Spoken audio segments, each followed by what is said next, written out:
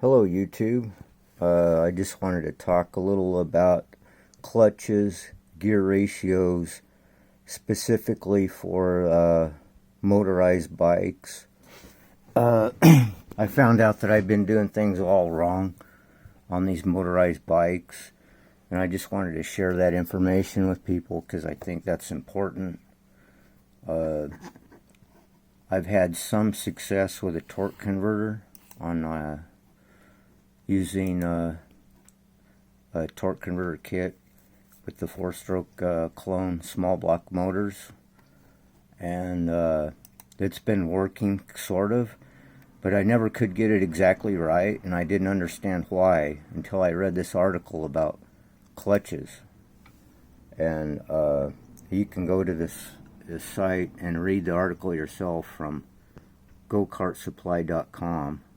They have a wonderful article about clutch maintenance, and I discovered this information, and I said, well, that's the problem with these motorized bikes and centrifugal clutches.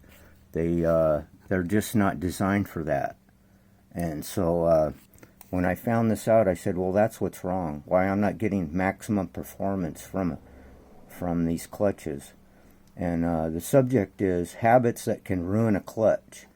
And I just want to skip down to where it says gear ratio. And it's talking about gear ratio and the use of centrifugal clutches.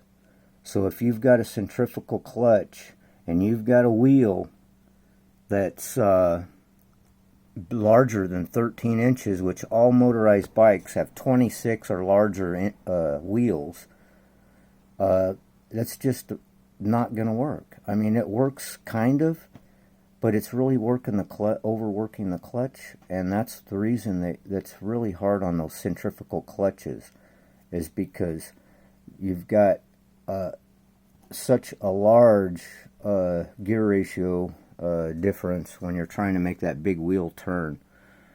And so I've come to the conclusion that if you want to do a drivetrain on a 4-stroke small block clone engine, you got to use a torque converter.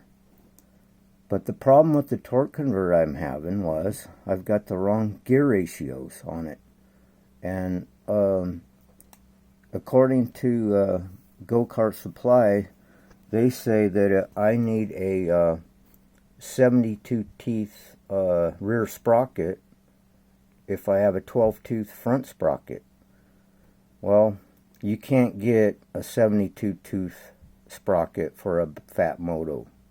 They don't make them. But you can get a 56.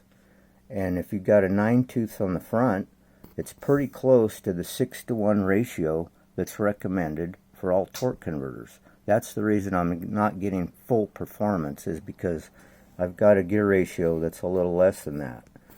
So I need to get my larger sprocket on the back, and to get the right gear ratio on a fat moto with a torque converter, you'll need a 9-tooth front sprocket, and the only sprocket available that I found is the 56 from CDH Power. So we'll have to get that and a torque converter. And I've abandoned the idea of trying to use a centrifugal clutch on a fat moto or any other gas motorized bike. It's just not right for it. If you've got a go-kart, if you've got a mini bike, they're great. They work very well for that. They're designed for the smaller wheels. So they recommend, if you've got anything larger than 13-inch tires, you'll need a torque converter. And so that's where I'm at. But I need to get the right gear ratio for the torque converter because it's not quite right. It won't operate the pulleys correctly if you don't have the right gear ratios. And so that's where I'm at with that. I did get the Kent rolling, and it's pretty good. I'm going to post a video, but it's all different now because I've changed my whole concept of design on these motorized bikes. We're going to have to change gear ratios and everything to make it work. And so that's where I'm at. And also on the Kent project, I'm having to modify the motor mount. And so that little mount that I had, it just won't hold it. So I'm going to beef up this motor mount to hold the, I ordered a 98cc engine to go on the Kent because that little 87 just is not going to do it to run the torque converter. So I've got the 98 coming, and then we're going to just redesign the whole concept here, or start over sort of. And I'll post a video. I got the Ridgeland running with the centrifugal clutch, but I do not recommend a centrifugal clutch on any motorized bike with a large 26-inch tire. It's just not going to work right. It works sort of, but you're going to have a lot of maintenance issues with it if you try to do that.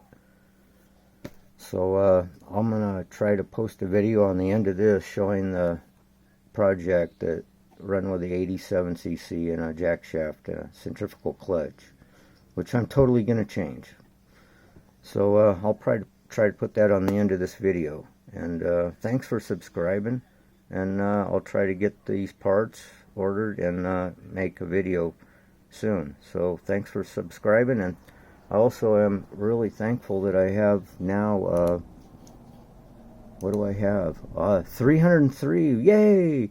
I made 303 subs today. That's awesome. I'm really tickled with that. Alright guys, well I'm going to try to get the parts ordered and try to get the Kent going and the Fat Moto. We've got some modifications planned for these bikes to get them running at optimum performance like they should be. And thanks a lot for subscribing, and see you on the next one.